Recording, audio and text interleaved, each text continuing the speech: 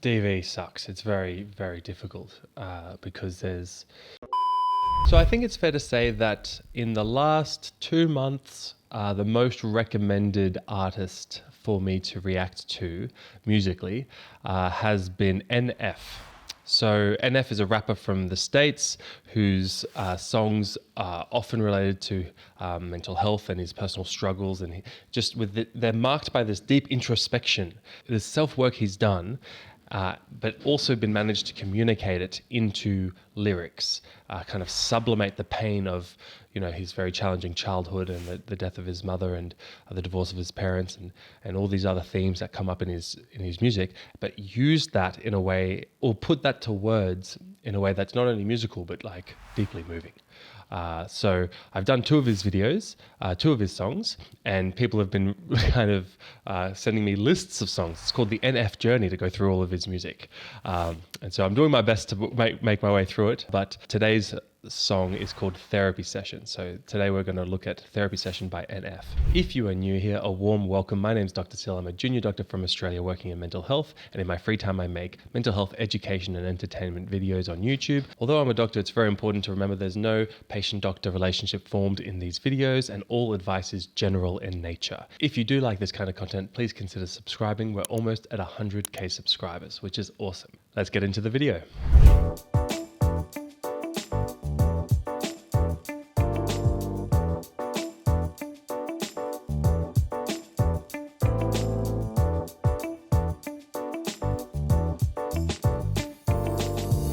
All right, guys, let's get into it. But just please note, there's been a couple of viewer discretion is advised. I don't know what the content is. I haven't seen this footage before or heard the song before, so I can't kind of properly trigger warn anyone. But please, if you're sensitive to this kind of stuff, please consider not watching it.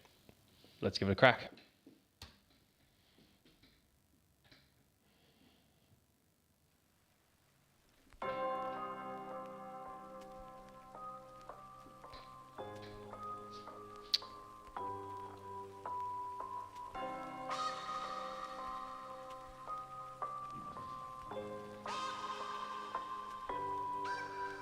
Yeah, I got upstate like a month ago. I was talking to fans and one of them pulled me aside and said we never met, but I swear that you know who I am. I've been through a lot. I don't know how to express it to people. Don't think that I can, but I got that mansion CD on rotation. That's real for me, Nate. You do not understand. It's crazy for me. Kids hit me up, say they slitting their wrists on the daily. This music is more than you think. Don't book me for just entertainment. It's entertaining. Hearing these parents, they telling their kids my music is violent. You gotta be kidding me. I guess that your definition of violence in mine is something that we look at differently. How do you picture me? Want me to smile?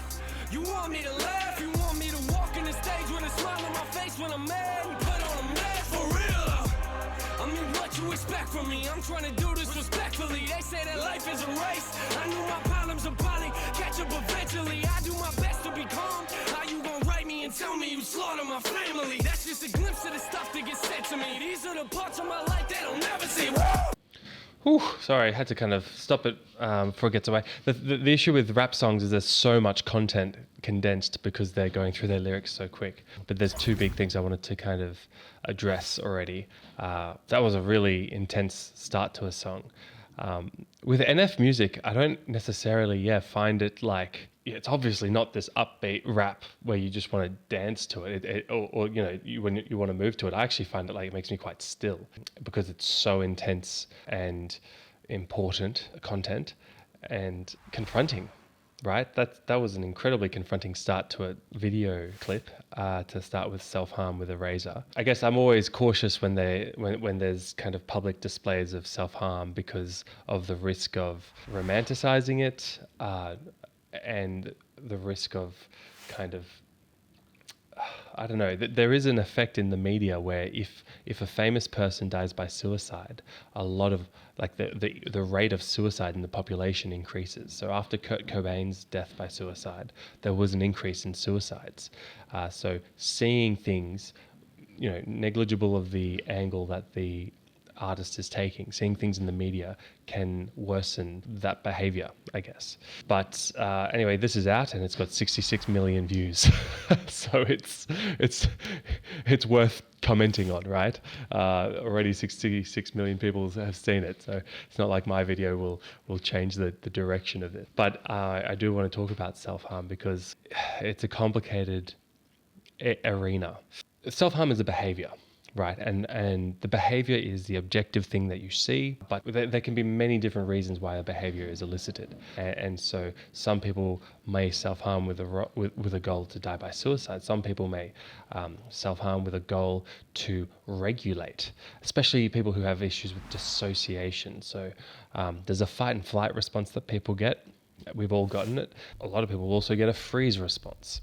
This occurs originally when you're a child, because you can't fight and you can't flight. And so if you've had trauma in your childhood, you'll often freeze because there's kind of no option otherwise. And that can get carried forward into one's adult life. And so when someone freezes and dissociates, they get, there's two types of dissociation. There's the derealization, where they feel like they're in a dream and reality around them is all kind of fake. And there's a dissociation of depersonalization, where you look at your body and it feels hundreds of meters away. And this can happen for a multitude of reasons. It can be a very distressed emotional state. Also, it can be medication induced. So there are drugs which are dissociatives, and ketamine is an example of one. Ketamine is used recreationally, but also is used medically.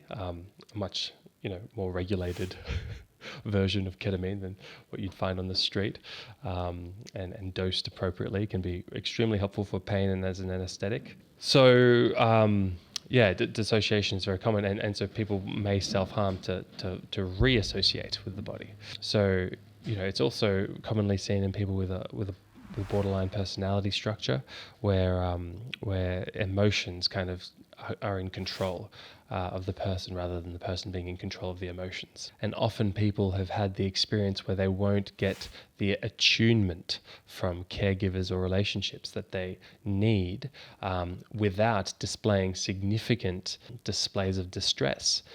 So they won't get the attention or the attunement or the connection that they are in need of without being, without demonstrating a significant amount of harm.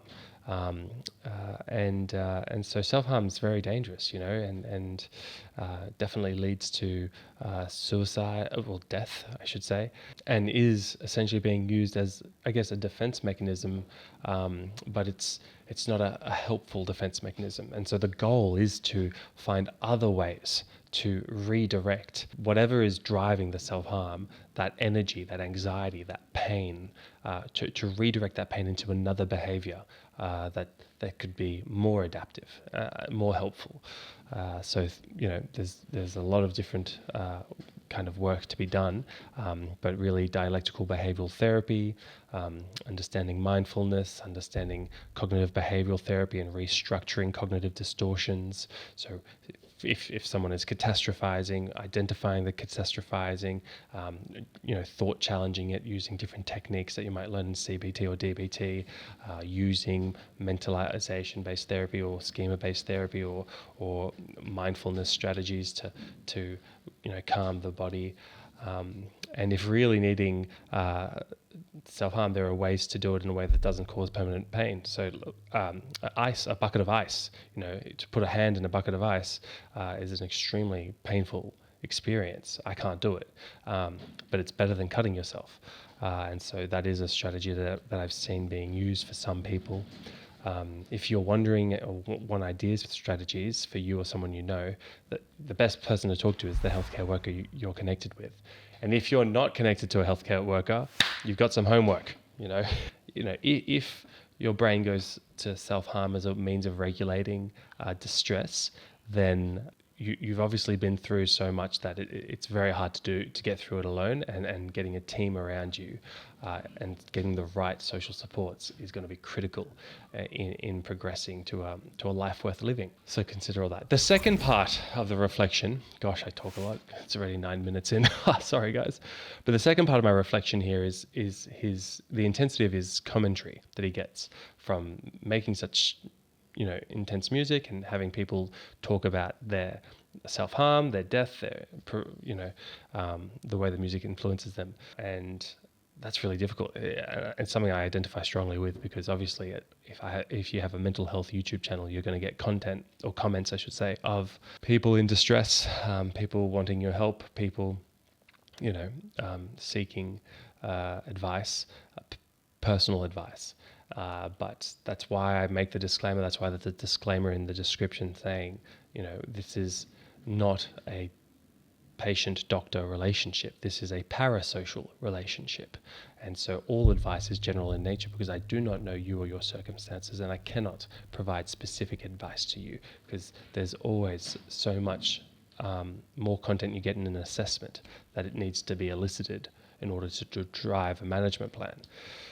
So I still think it's better than not doing. Like, I think it's helpful to make public content and make, to give helpful general advice. A lot of the things I do in my life are because of general advice that I've gotten off YouTube.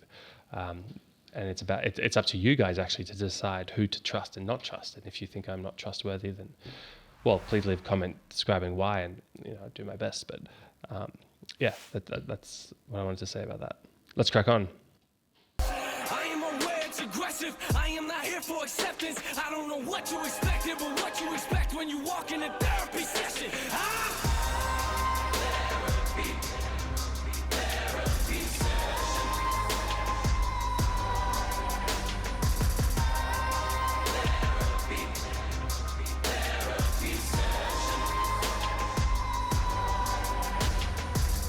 This girl at the show looked me in the face and told me her life's full of drama.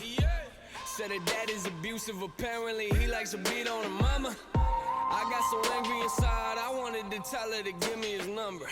But what you gonna do with it, right? You gonna hit him up, then he'll start hitting her harder, that's real. These kids, they come to my shows with tears in their eyes. Imagine someone looking at you and saying your music's the reason that they're alive. Sometimes DV sucks. It's very, very difficult because there's the physical abuse that can happen, and there's also the coercive control element that can really enmesh vulnerable, generally women, not always, but generally women, into dependency on their partner. And there's often, I guess, that dependency on either finances or accommodation or whatever it is can trap someone into that relationship. And so it's very hard to kind of help them see what you see. But fortunately, in a lot of countries, in Australia especially, I'm not sure about other countries, but we have a lot of supports that we can give to people. And some people, they're not ready to leave the relationship, and all you can do is, not to judge them or shame them or force them or pressure them, but just to let them know that there's the help available. And it can be, difficult for a caregiver who wants to help a person out of a DV relationship, domestic violence relationship, when someone's saying, no, they'll change, it's okay, it's not that bad, minimizing and that kind of thing.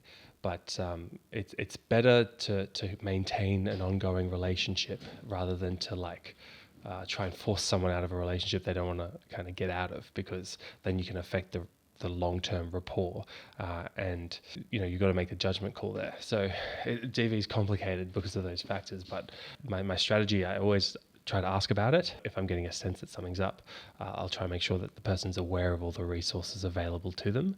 Yeah, you have to speak to the person alone as best you can. And in emergency departments, when I worked in EDs, and someone, a woman came in with a fracture, and they were worried that it was a DV mechanism, even though they said I fell down the stairs or had a fall or whatever it was. It would be important to speak with the woman alone. And that's why we, always try to speak not only to the patient alone, but also to the patient's family alone.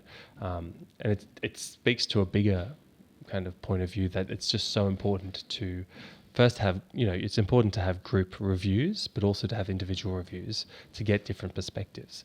Because if a patient is saying, no, I hardly drink, it's not a problem at all, I'm doing really well, and that's all good. And you look to the partner and they say, yeah, no, I agree.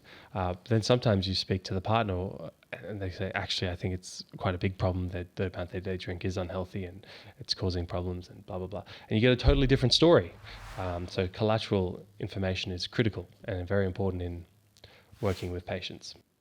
Know how to handle it. This type of life isn't glamorous. This ain't an act for the cameras. You see me walk on these stages, but have no idea what I'm dealing with after it. I put it all in the open. This is the way that I cope with all my emotion. I'm taking pictures with thousands of people, but honestly, I feel like nobody knows me. I'm trying to deal with the pressure. I'm trying to deal with the pressure. How you gonna tell me my music does not have a message when I'm looking out at this crowd full of people I know are affected? I got some things in my life I know I should let them go.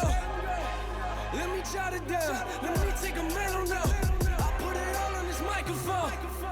Think about that for a minute. What is the point of this song I'm just venting? But what you expect from a therapy session? Therapy session.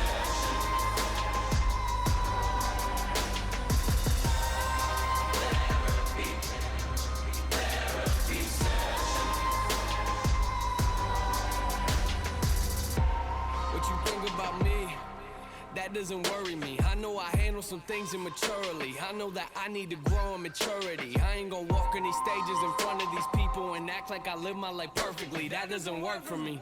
Christian is not the definition of what perfect means. Woo! I ain't the type to be quiet. I ain't gonna sit here in silence if I wouldn't say what I say to your face. And I promise you I wouldn't say it in private. I am not lying. People go off on my page and I'm trying to quit the replying, but this is ridiculous. I'm passionate, man. I really mean what I'm writing. You want me to keep it 100? Okay, I'll keep it 100. I see a whole lot of talking on socials, but honestly, I don't see nothing in public. I kinda love it, yeah. Why don't you write us some happy raps? That would be awesome. All of your music is moody and dark, nay. Don't get me started.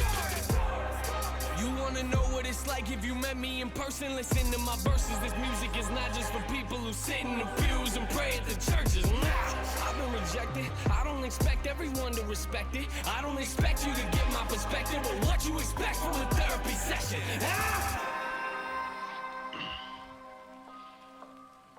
I mean, I think sometimes people, they confuse what I'm doing. I write about life, I write about things that I'm actually dealing with. Something that I'm actually experiencing. This is real for me. Like, this is something that personally helps me as well. I'm not confused about who gave me the gift. God gave me the gift and he gave me the ability to do this, and he also gave me this as an outlet. And that's what music is for me. When I feel something, whether it's anger, it's a passion about something, a frustration, like, this is where I go.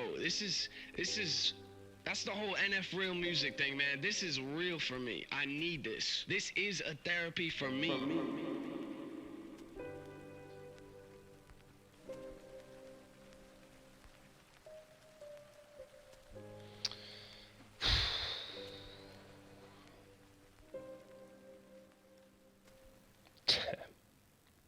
Wow. Okay.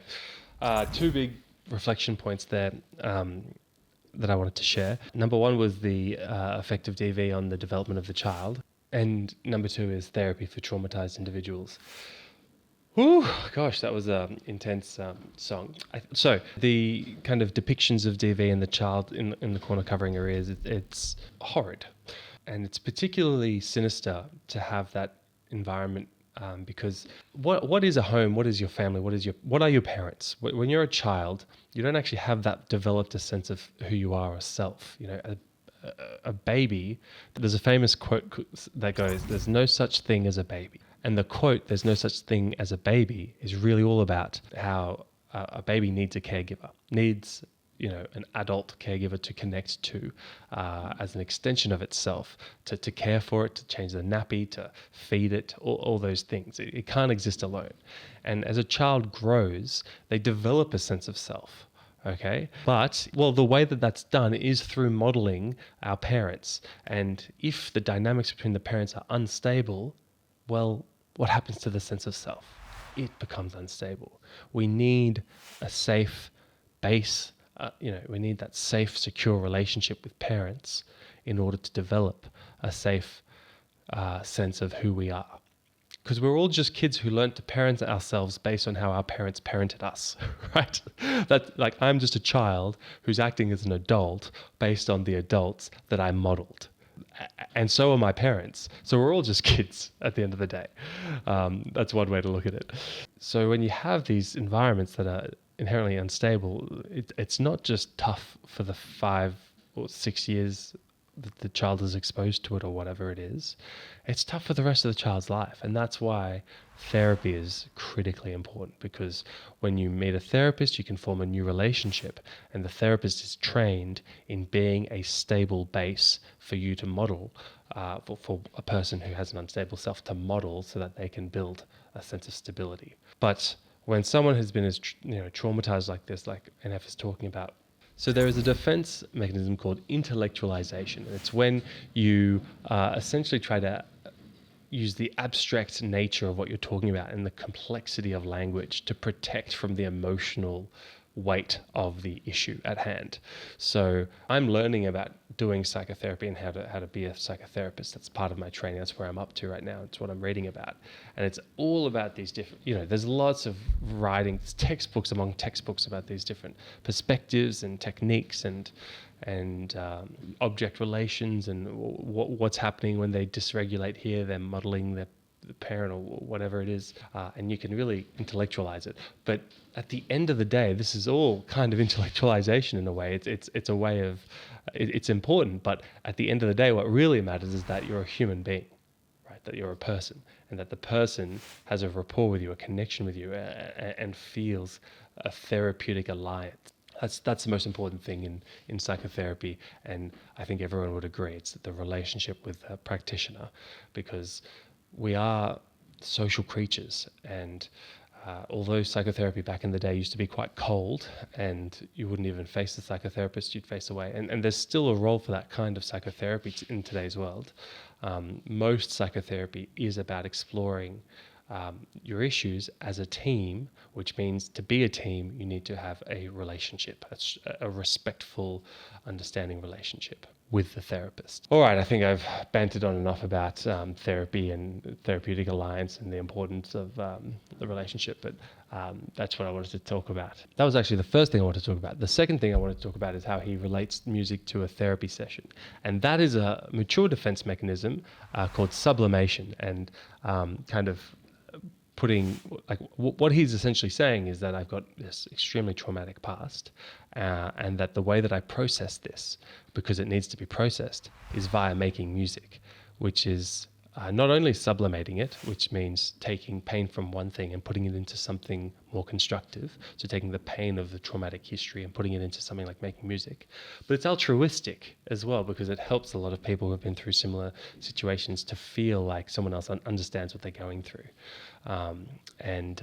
That's very healing, to feel connected in that way, even if it's a parasocial relationship, like that. In the song, it talks about how we haven't met, but you know who I am. That is this new age, 21st century type of relationship where you can connect to someone in a way, even without meeting them physically. That's never been done before, so it's a pretty interesting phenomenon to reflect on, but it's important and helpful in its own right. I've been thinking a lot about, the relationship with technology and human development, but that is not for this video. All right, guys. Well, I hope you found that interesting, and I'm interested in hearing your insights. What are your reflections on the song? Please comment down below how this song, if there was little quotes in the song that made you think about certain things, what your reflections are, because that's interesting for me to see as well. If you feel like anything I said was wrong or out of touch or just silly, I'm interested in feedback as well. And other than that, I just wish you all a beautiful day, full of love and connection. Call a friend, stay connected, and I'll see you in the next video. All right, bye for now.